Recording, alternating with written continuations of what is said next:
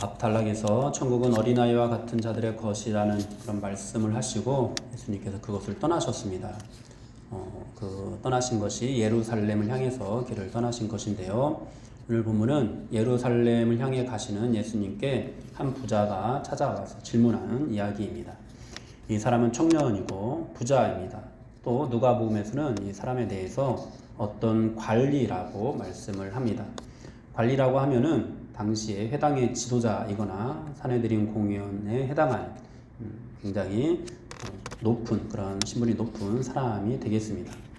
젊음도 있고 돈도 있고 지위도 있는 그야말로 가질 것을 다 가진 사람입니다. 예수님께서는 이 청년의 질문에 답변을 하시면서 영생에 대한 대화를 하시는데요. 청년이 생각하는 영생과 주님께서 가르치시는 영생에는 차이가 있어 보입니다. 그것이 어떤 차이인지 살펴보도록 하겠습니다. 이 부자 청년이 예수님을 찾아와서 질문을 합니다. 내가 무슨 선한 일을 하여야 영생을 얻을 수 있습니까? 이 청년은 영생을 얻기를 바라고 있습니다.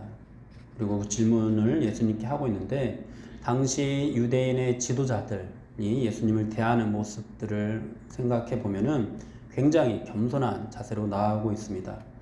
불과 얼마 전만 해도 바리새인들이 예수님을 찾아와서 이혼에 대한 질문을 하는데요.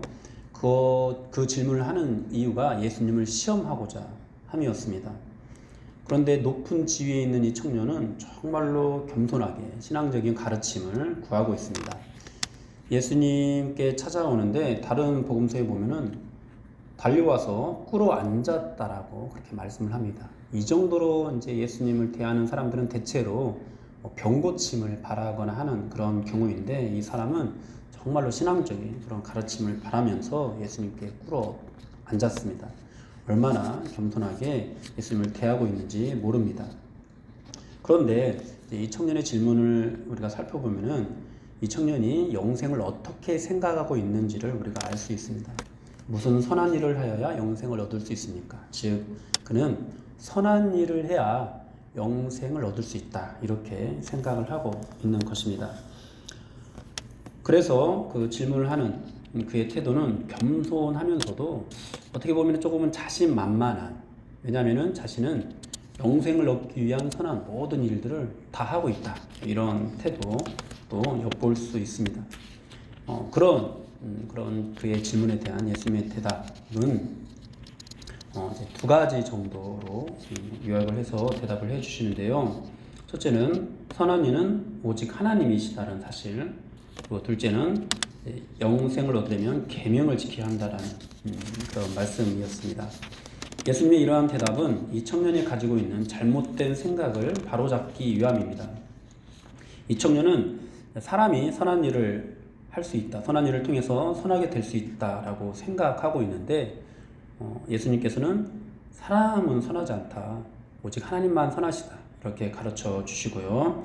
그리고 더 깊은 대화로 이어지기 위해서 계명을 지켜야 한다고 말씀합니다.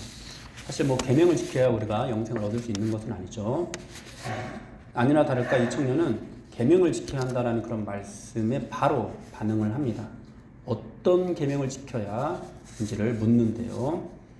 그러자 주님께서는 또 계명들을 나열하시면서 이러한 계명들을 지켜야 한다 이렇게 말씀을 하십니다.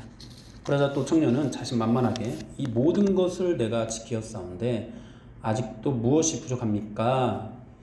여러분, 이 청년이 하는 말은 거짓이 아닙니다. 이 청년은 진심으로 계명을 지키기 위해 최선의 노력을 다해 왔고 영생을 얻기 위해서 남들이 하지 않는 수고를 하면서 말씀을 지켜온 그런 사람이었습니다.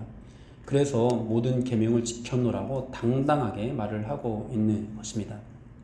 그런데 사실 이 청년이 생각하고 있는 그런 기준, 어느 정도 이 율법을 지켜야 되는지 그 기준은 하나님의 기준은 아닙니다. 사람이 생각하는, 자기가 생각하는 그런 기준입니다. 그래서 예수님께서는 진정으로 영생을 얻기 위해서 어느 정도 수준까지 율법을 지켜야 하는지를 말씀해 주시는데요. 그 기준이 바로 소유를 팔아서 가난한 자들에게 나누어 주는 것이었습니다. 그리고 예수님을 따르라는 거죠. 율법을 지키는 것 정도가 아니라 예수님을 따라야 된다 이렇게 말씀을 하십니다. 이 청년은 자신이 해왔던 그런 행위들로 충분히 계명을 지켰다고 생각했는데 예수님은 그 정도로는 부족하고 정말로 율법이 제시하는 기준을 지키려면 적어도 자신의 소유를 팔아서 가난한 자들에게 줄 정도는 되어야 된다, 이렇게 말씀을 하는 것입니다. 사실 이런 가르침은 상상수훈에서 말씀하신 것과 좀 비슷한 개념인데요. 이제 상상수훈에서 예수님께서 말씀하실 때 외간 남자 또는 외간 여자와 정을 통해야 간음을 한 것이 아니라 마음속으로 음욕만 품어도 간음한 것이라고 말씀을 하셨고요. 또 실제로 사람을 죽여야 살인을 저지른 것이 아니라 형제를 미워하기만 해도 살인을 한 것이라고 그렇게 말씀을 하셨습니다. 즉, 이 말씀은 뭐냐면은 이 율법은 도저히 인간이 지킬 수 있는 것이 아니다 라는 그런 말씀을 하신 것이죠. 사실 예수님께서 지금 이 청년에게 소유를 팔아서 가난한 자들에게 나눠주면 된다라고 말씀을 하고 있지만은 그것을 한다고 해서 그 율법의 행위로 우리가 구원을 얻을 수 있겠습니까? 또 주님을 따르는 삶을 산다고 해서 그 삶을 사는 것으로 우리가 영생을 얻을 수 있겠습니까? 인간의 행위로는 절대 영생을 얻을 수가 없습니다. 바로 그러한 말씀을 예수님께서 이 청년에게 하고 있는 것입니다.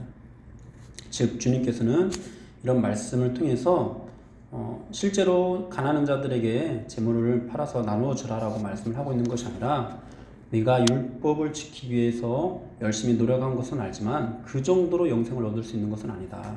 율법의 기준은 사람이 절대 이룰 수 없는 거다. 이런 말씀을 주고 있는 것이죠. 그러자 부자 청년의 반응은 어떤 것이었죠? 재물이 많음으로 근심하면서 돌아갔다고 말씀을 합니다.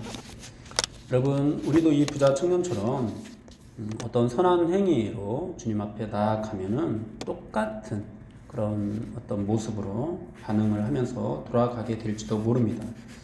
우리가 주님 앞에 나오면서 이런 마음으로 나올 수 있습니다. 주님, 주일 예배를 드리면 복을 받을 수 있겠지요. 이런 어떤 말로, 이런 어떤 생각으로 나오는 사람들에게 주님께서는 아니다, 주일 예배만 드리면 안 되고 저녁 예배도 드려야 된다, 수요 예배도 드려야 된다, 또는 새벽 예배도 드려야 된다, 이렇게 말씀을 하실 것입니다. 또 그 모든 예배를 다 드리면서 나오면은 주님 이제 복을 받을 수 있겠지요, 이렇게 물을 때 아니다, 이제 성가대 봉사도 해야 된다, 주일학교 봉사도 해야 된다, 또는 어떤 기관에서 섬겨야 된다, 이런 말씀을 하실 수도 있습니다. 또 이제 그런 모든 섬김을 통해서 또 나오면은 또 다른 기준. 우리가 하나님 앞에 어떤 선한 행위로서 나아갈 때마다 이 율법은 더 높은 기준을 우리에게 제시를 합니다. 그렇게 이제 높은 기준을 제시하면 어떻게 되죠? 이제 겨우 주일 예배만 드리는 사람, 바빠 죽겠는데, 시간도 없는데, 나 할 일도 많은데, 사실 저녁까지 나오는 거 귀찮아 죽겠는데, 부담스러워서 그 이상은 하지 않는, 그리고 겨우 이제 주일 예배만 나오는, 이 정도로 이렇게 주님을 떠나가는 그런 모습들을 보이는 것이죠. 여러분, 선한 행위로서 나아가는 자들이 주님 앞에 하는 수준이 바로 이렇습니다. 우리는 선한 행위로 나아갈 수 없고, 나아가게 되면은 그저 자기 기준 정도만 채우는, 그것이 사람마다 수준이 조금 다를 뿐이지 결국은 그 이상의 것을 제시하면은 근심하면서 주님 곁을 떠나가게 되는 그런 일을 우리는 저지르게 될 뿐입니다. 부자 청년이 돌아가자 주님께서 제자들에게 말씀을 하시는데요. 부자가 천국에 들어가는 것보다 낙타가 바늘귀로 들어가는 것이 더 쉽다라고 말씀을 하십니다. 이 말씀은 결국 부자는 천국에 들어가는 것이 불가능하다, 이런 말씀인데 그 누구도 자신의 선한 행위로 천국에 들어갈 수 없다라는 그런 뜻이 되겠습니다. 그러자 제자들은 또 깜짝 놀랍니다. 그리고 누가 구원을 얻을 수 있겠느냐고 그렇게 묻습니다. 제자들이 보기에는 누구보다도 율법에 정말 열심히 순종을 했고, 또 하나님의 복을 받아서 재물도 많고, 또 나이도 어린데 높은 지위에 오른 이 사람, 그리고 예수님 앞에서까지 또 겸손한 모습까지 보이고 있지 않습니까? 이 사람이야말로 천국에 합당한 자라고 생각을 했던 거죠. 그런데 이런 사람이 천국에 들어가지 못한다면은 과연 누가 천국에 들어갈 수 있을 것인가, 이렇게 질문을 하고 있는 것입니다.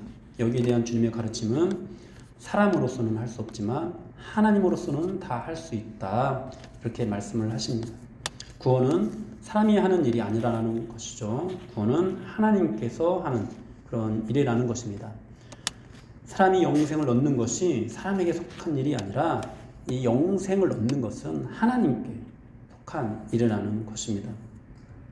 영생은 사람이 선한 일을 해서 얻게 되는 것이 아니라 하나님이신 예수님께서 육신을 입고 이 땅에 오셔서 인간들의 죄를 대신하여서 십자가에 죽으시고 부활하심으로 이루어지는 그런 일이라는 것이죠. 우리는 오늘 이 말씀을 통해서 이 구원이 행위가 아니라 믿음으로 얻게 되는 것이고, 그 믿음은 우리에게서 난 것이 아니라 하나님께 속한 일, 하나님께서 주시는 선물이라는 진리를 다시 한번 확인하게 됩니다. 사랑하는 여러분, 구원은 우리가 이루는 것이 절대 아닙니다. 구원은 하나님께서 이루어 주시는 것입니다.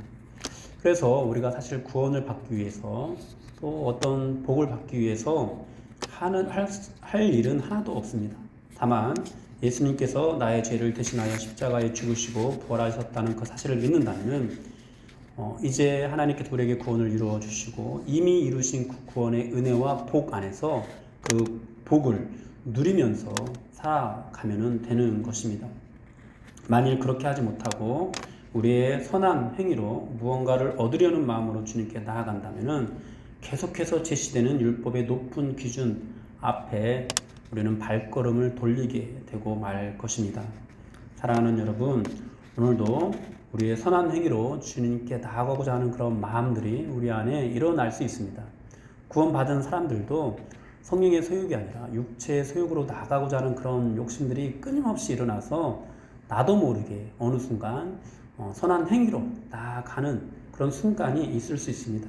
여러분, 그때 다시 한번 우리의 마음을 돌이켜서 이 선한 행위로 나아가다가 발걸음을 돌리게 되는 그런 어리석음을 범하지 말고 주님의 은혜에 의지해서 오늘도 하나님께서 우리에게 베풀어 주신 그 구원의 은혜에 의지해서 하나님께서 이미 우리에게 다 허락해 주신 그 은혜와 복을 누릴 수 있는 저와 여러분들이 되기를 간절히 바랍니다. 우리 다 같이